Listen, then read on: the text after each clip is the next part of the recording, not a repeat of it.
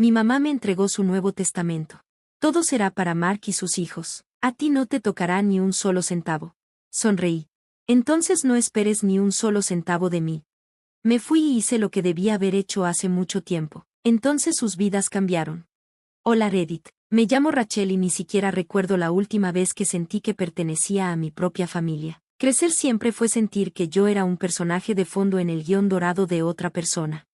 Mi hermano Mark, él era la estrella, el niño de oro, la manzana de los ojos de mis padres. No solo caminaba por la vida, flotaba sobre una almohada de elogios, segundas oportunidades y billeteras abiertas. Mientras tanto, yo sentía que tenía que ganarme cada centímetro del espacio que ocupaba. Cada calificación, cada trofeo, cada acto silencioso de apoyo pasaba desapercibido. Para cuando cumplí 11 años, ya había entendido que nuestra familia funcionaba con una moneda muy específica, el encanto de Mark. Él no podía hacer nada mal, incluso cuando lo hacía. Recuerdo una Navidad en la que ahorré mi pequeña mesada para comprarle a mamá un set de crema de manos que una vez había admirado en la farmacia. Mark, en cambio, lo olvidó por completo. Esa mañana, garabateó un «te amo, mamá» en una servilleta doblada y se la dio como si fuera un chiste. Ella lloró. Lo llamó un chico considerado más allá de sus años, y ni siquiera volteó a ver el regalo que yo había envuelto con cuidado y escondido bajo el árbol por una semana. No se trataba de estar presente, se trataba de ser invisible. Me fui de casa a los 18 años. Conseguí una beca para ingeniería mecánica y nunca miré atrás. Trabajé en empleos de medio tiempo. Estudié más duro de lo que creía posible y me gradué sin deudas y con un mundo de opciones.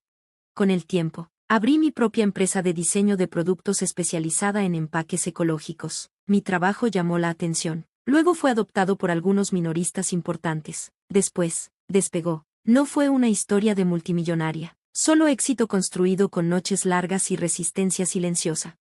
Y aún así, nunca preguntaron por ello. Las reuniones familiares, si cometía el error de asistir, siempre giraban en torno a Mark y su último proyecto inmobiliario. No importaba que la mitad fracasara o apenas recuperara la inversión.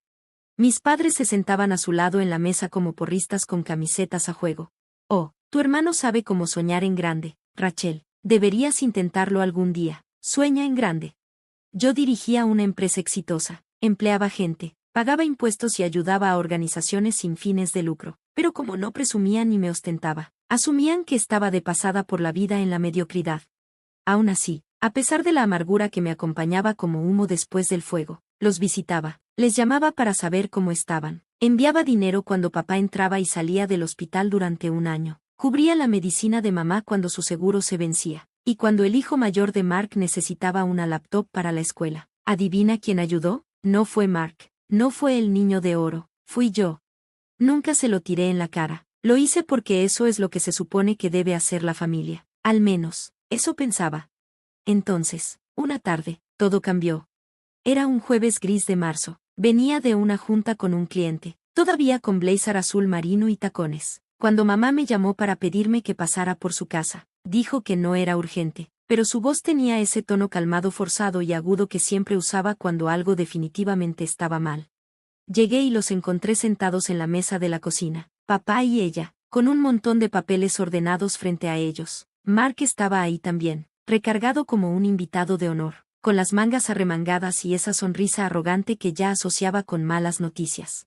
Siéntate, Rachel, dijo mamá, con un tono excesivamente educado, como alguien que está a punto de traicionarte pero quiere que parezca razonable. Papá carraspeó y deslizó el papel principal hacia mí. Era un testamento nuevo. Parpadeé. ¿Todo está bien? Mark parecía estar conteniendo la risa. Mamá respondió, hemos actualizado nuestro plan patrimonial. Solo queríamos que lo supieras. Todo será para Mark y sus hijos. La miré fijo. Ella continuó, creemos que es lo mejor. Ellos tienen muchas responsabilidades, hipoteca, escuela privada para los niños, su futuro que asegurar. Tú estás estable. Realmente no necesitas ayuda. No recibirás ni un solo centavo, agregó Mark, como si estuviera anunciando el marcador de un juego. Es simplemente lógico. No grité, no lloré, ni siquiera parpadeé, sonreí. Una extraña calma me invadió mientras empujaba el papel hacia ellos. Luego dije, no esperes ni un centavo de mí, nunca. Mamá parpadeó, sorprendida. Cariño, eso no es. No, interrumpí suavemente. Seamos honestos. Esto no es nuevo. solo que por fin está en papel.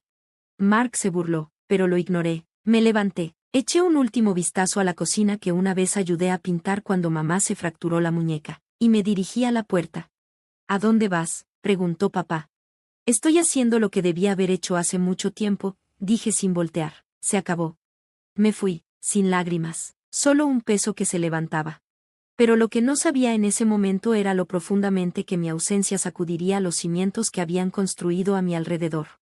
En las semanas siguientes, cambié todo. Dejé de hacer los pagos automáticos de sus servicios, los que nunca reconocían pero siempre esperaban. Llamé a la farmacia y quité mi tarjeta de las recetas de mamá. Cancelé mi estatus como contacto de emergencia en el hospital para papá. Envié correos amables a cada parte explicando que ya no era responsable financiera ni disponible. Incluso me saqué del plan familiar de teléfono de emergencia que yo había estado pagando. Se sintió frío, pero también necesario. Al principio, silencio, luego, tormenta, llamadas de mamá, luego papá, luego Mark, todas ignoradas. Cambié mi número, los bloqueé a todos. Necesitaba distancia, y no solo geográfica, emocional, mentalmente, necesitaba aire. Un mes después, escuché de mi prima Lindsay, quien siempre había sido la única persona en la familia extendida que veía más allá de las mentiras. «Están en pánico», me dijo mientras tomábamos café. «Tu mamá dijo que les cortaron la luz la semana pasada». Tomé un sorbo de té. Supongo que ese problema ahora es de Mark. Lindsay levantó las cejas. «¿Estás bien?». Asentí. En realidad, sí, por primera vez en años, no me están usando. Ese verano, compré una casa nueva en la costa, algo sencillo, moderno, tranquilo. Contraté a un gerente para el negocio. Tomé menos clientes y finalmente tuve tiempo para el arte otra vez. Empecé a pintar por las mañanas, viendo cómo el océano llegaba con puntualidad. Y poco a poco, sané. Pero la historia no había terminado, no para ellos, no aún.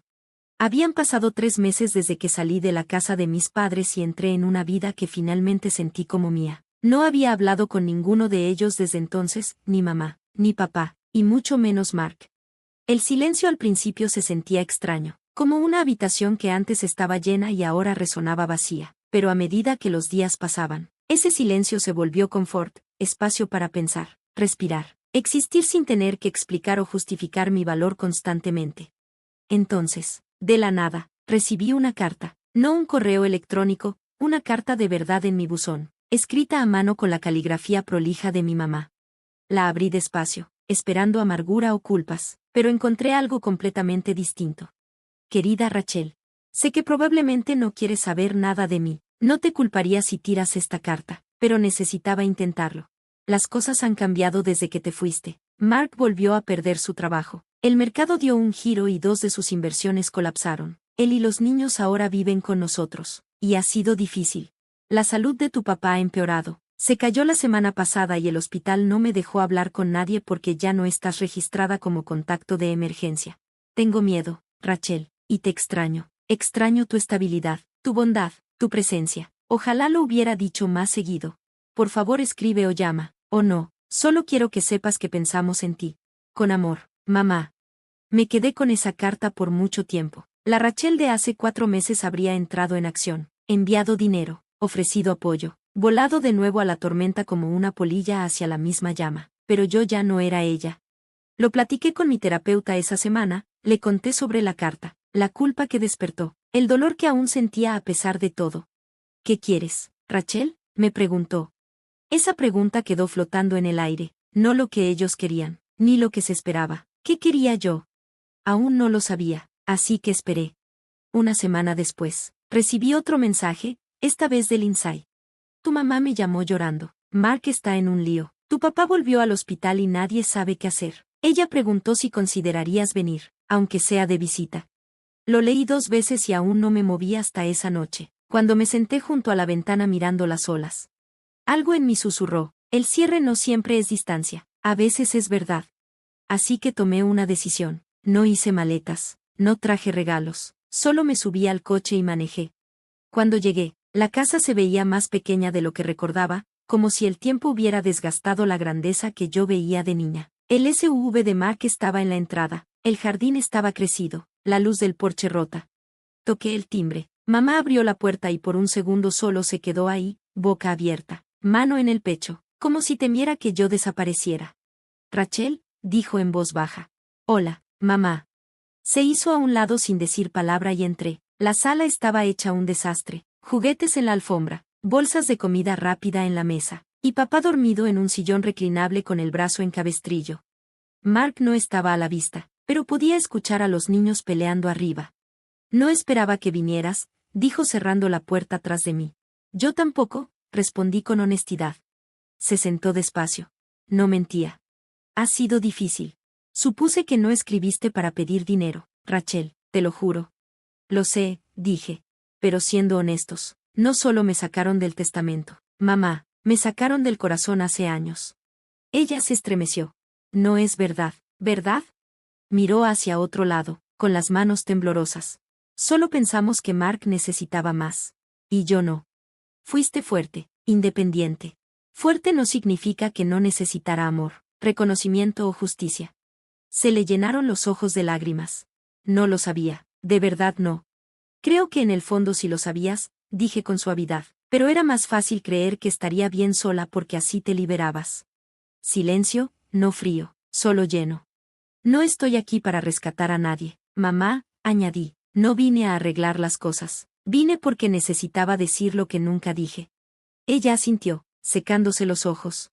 Es justo, y si papá quiere verme, me sentaré con él, pero no fingiré que no pasó nada. Me tomó la mano y por primera vez en años la dejé sostenerla. No espero perdón, Rachel, dijo, pero lo siento.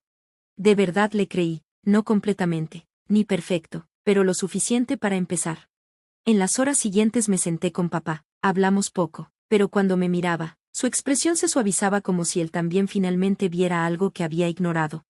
Mark bajó eventualmente, no dijo mucho, apenas me miró, pero honestamente no me importó. Esto no era sobre él, era sobre reclamar mi lugar en una historia que me había empujado a los bordes durante mucho tiempo. Esa noche me fui de nuevo, pero esta vez no con enojo, con paz.